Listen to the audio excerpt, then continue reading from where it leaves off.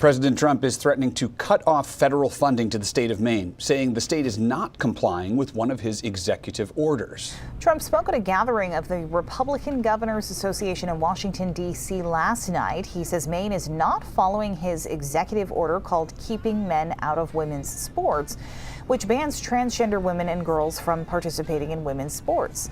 Trump says he will withhold funding until Maine complies. I heard men are still playing in Maine. Is anybody here from Maine? Who is that? Is that the governor?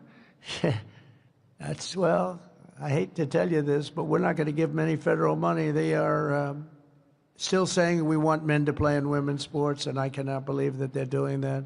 They are, I'd love to find out who that guy is that raised his hand. Maybe he's just kidding, but so we're not going to give them any federal funding, none whatsoever, until they clean that up. Leaders with the Maine Principals Association say they will follow the state's Human Rights Act and continue to allow transgender athletes to compete.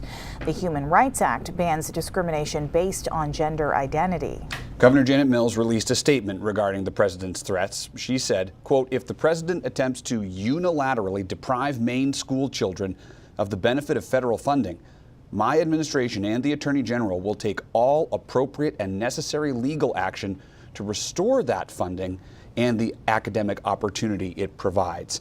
Now, during a meeting with governors at the White House today, which Governor Mills attended, the president singled out Mills, saying again he will deny the state federal funding unless Maine complies.